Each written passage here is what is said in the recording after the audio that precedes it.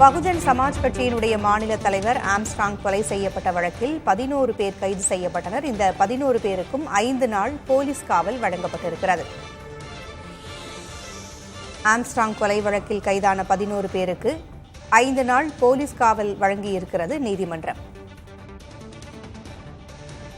Armstrong 8 பேர் கொண்ட கும்பலால் கொடூரமாக தாக்கப்பட்டு படுகொலை செய்யப்பட்டார். இந்நிலையில் அவர்கள் 8 பேரும் சரணடைந்தனர். அவர்கள் கைது செய்யப்பட்ட நிலையில் மேலும் 3 கைது செய்யப்பட்டனர். இந்த 11 பேருக்கும் 5 நாள் போலீஸ் காவல் வழங்கியிருக்கிறது நீதிமன்றம்.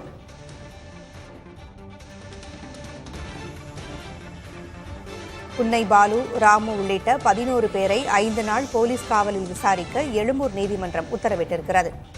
முன்பகை காரணமாக ஆம்ஸ்ட்ராங் கொலை செய்யப்பட்டதாக சரணடைந்தவர்கள் கூறிய நிலையில் தற்பொழுது 11 பேருக்கும் போலீஸ் காவல் வழங்கப்பட்டிருக்கிறது.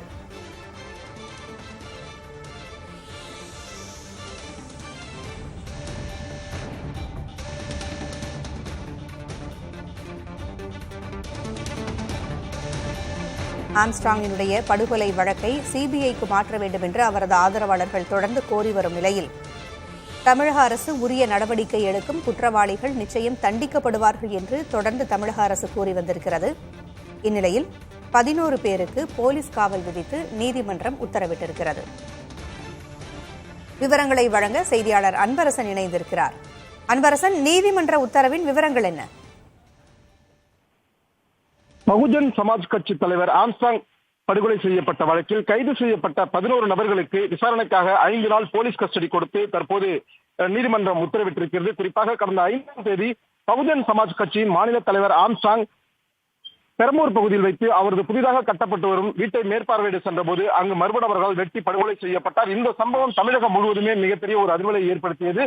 இந்த சம்பவத்தில் குறிப்பாக 11 நபர்கள் தற்போது வரை கைது செய்யப்பட்டிருக்கிறார்கள். குறிப்பாக கடந்த ஆண்டு படுகொலை செய்யப்பட்ட ரவுடி ஆற்காடு சுரேஷின் தம்பி புன்னை பாலு, ராமு, திருவேங்கடம், திருமலை, செல்வராஜ், மணிவண்ணன், சந்தோஷ், அருள், கோகுல், விஜய், சிவசக்தி ஆகிய 11 நபர்களை போலீசார் தற்போது வரை கைது செய்து சிறையில் அடைத்திருக்கிறார்கள். குறிப்பாக இந்த கைது செய்யப்பட்ட 11 நபர்களும் நீதிமன்றத்தில் ஆஜர்படுத்தி பூந்தமல்லி சிறையில் அடைக்கப்பட்ட நிலையில் தற்போது விசாரணைக்காக இந்த 11 நபர்களையும் போலீஸ் கஸ்டடி, அதாவது 7 நாட்கள் போலீஸ் கஸ்டடி கேட்டு போலீசார் எழும்பூர் நீதிமன்றத்தில் மனு தாக்கல் செய்திருந்தனர்.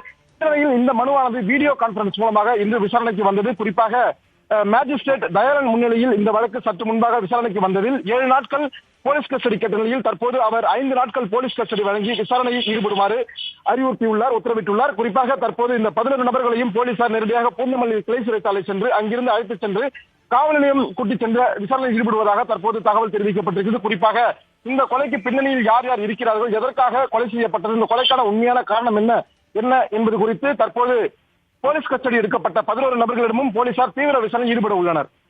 தகவல்களை வழங்கியமைக்கு நன்றி அன்பரசன்.